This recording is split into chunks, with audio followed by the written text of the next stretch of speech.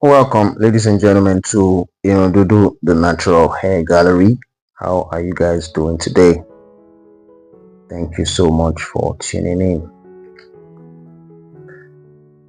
Our topic today is castor oil and rosemary oil, which is better for your hair, or castor oil versus rosemary oil, which is better for hair growth. All right, let's dive into it.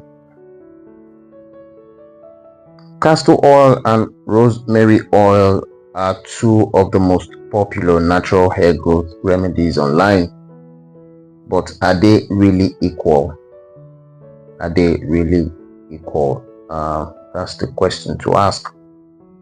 Are they really equal? In this episode of Natural Hair Showdown, we compare where these oils come from, what they contain, their potential benefits, what the evidence actually says about the hair growth, how they differ for various hair types and scalp conditions, and how to use them responsibly.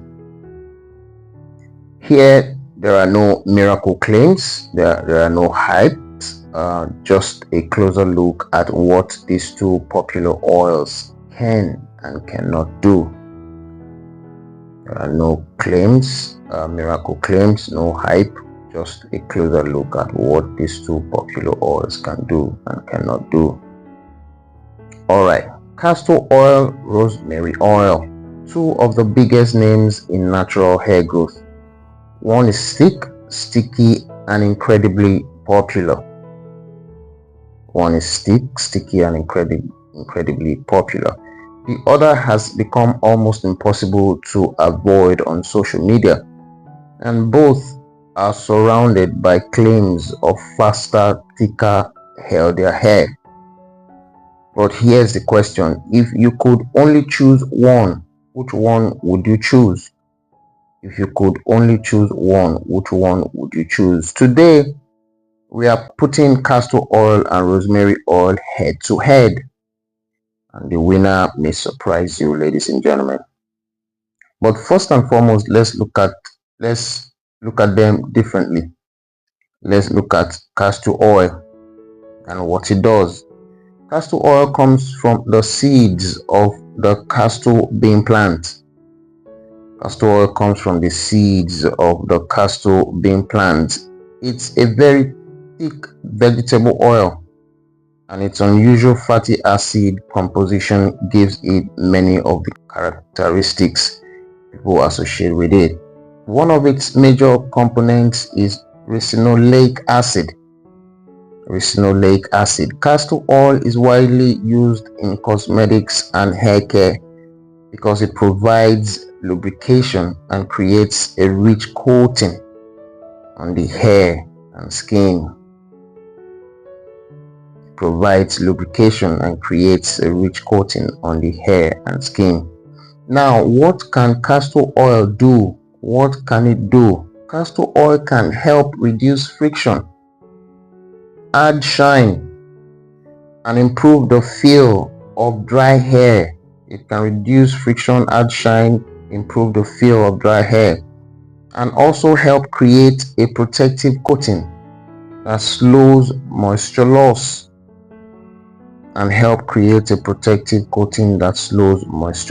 Because it's so thick, a little can go a long way. But here's something you need to understand: thick does not automatically mean better.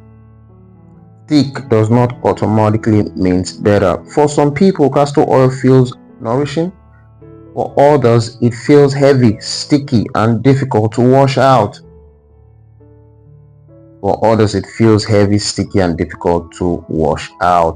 Now, let's look at rosemary oil. Rosemary oil is different. It is an essential oil derived from the rosemary plant.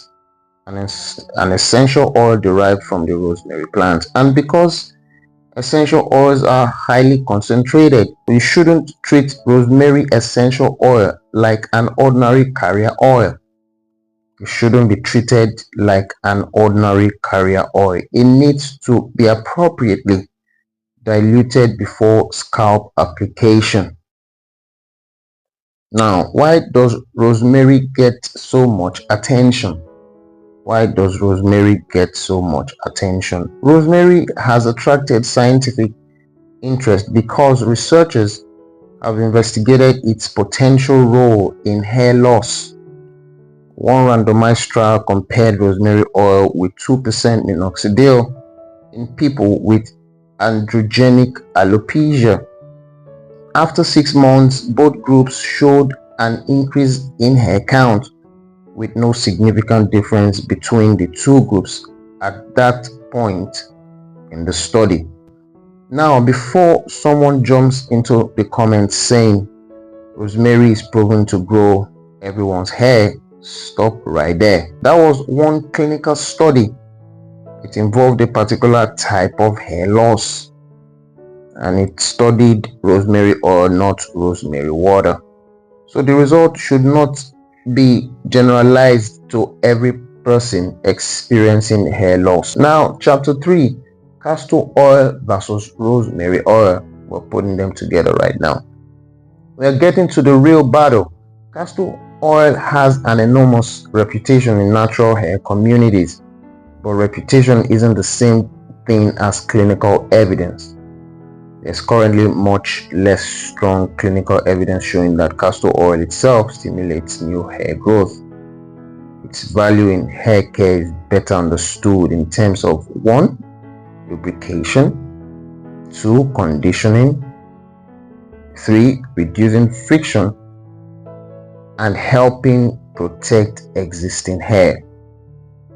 That's for castor oil. Now let's look at the rosemary's advantage over castor oil. Rosemary oil has something castor oil doesn't have to the same degree. Human clinical research specifically investigating hair growth. That doesn't make rosemary a miracle oil, but it does give rosemary oil a more interesting scientific case when the specific question is, can this potentially influence hair growth? Now, chapter 4, what about hair care? What about hair care? Now, let's separate hair growth from hair care. They are two different things. They are not the same thing. Castor oil can make hair feel conditioned and lubricated. Rosemary oil, when properly diluted, can be incorporated into a scalp care routine. Neither one can magically repair a strand that has already been severely damaged, and neither one can guarantee that your hair follicles will produce more hair. Let's look at chapter 5. Different hair types. We're going to consider them now with different hair types. Now let's look at low porosity hair. If your hair is low porosity and easily becomes coated, castor oil may be too heavy for regular use.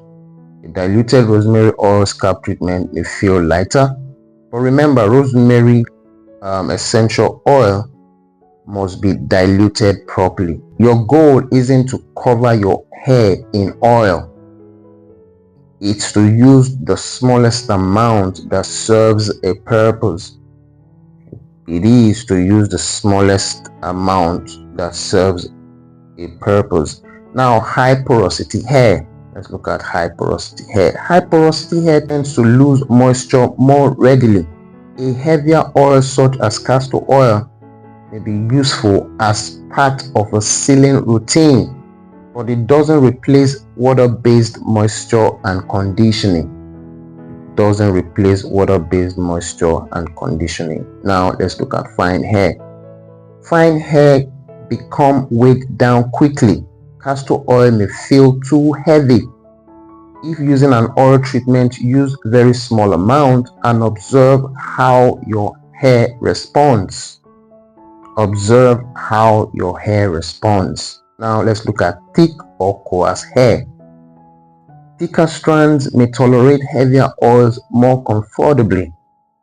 Castor oil can work well as a rich sealing or conditioning component.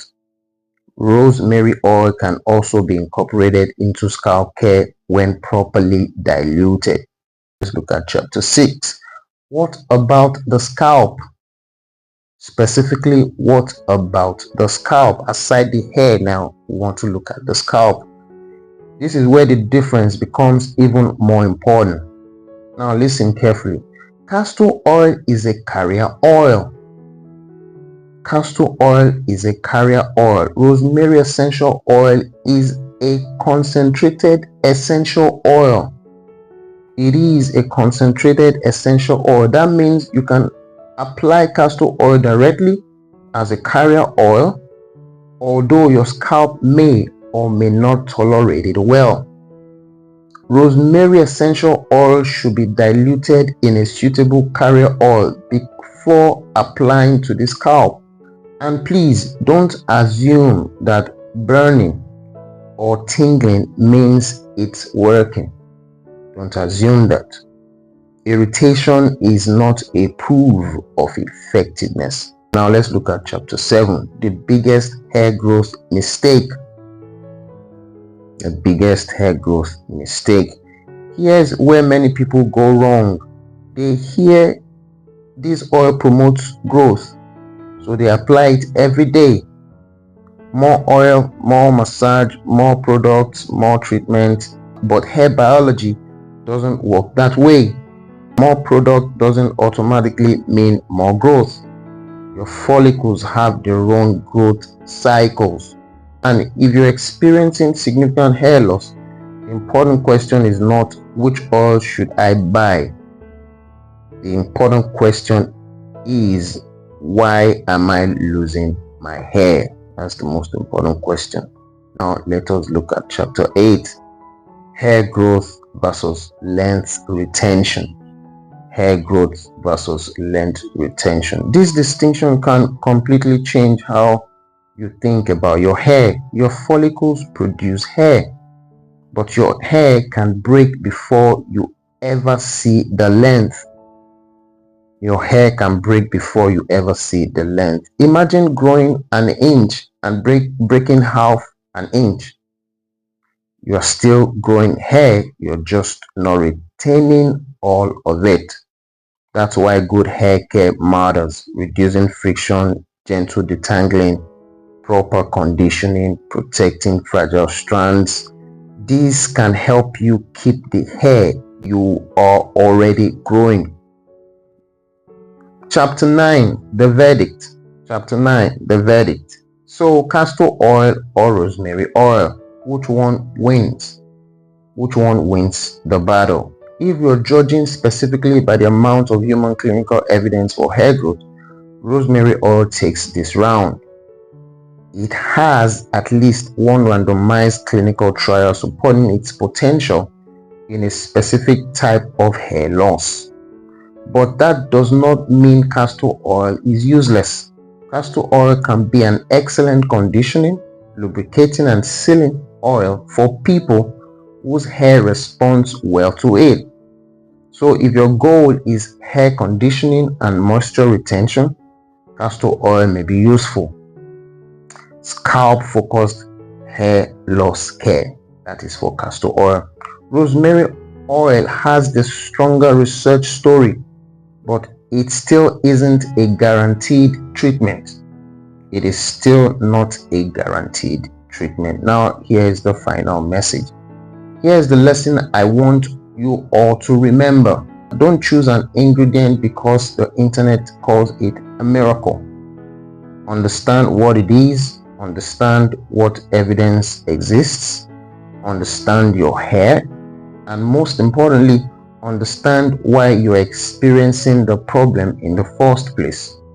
Because sometimes the best hair growth treatment isn't another bottle of oil. It is in identifying the problem that is stopping your hair from thriving. So which one has worked better for you, castor oil or rosemary oil? Tell me your experience in the comment section.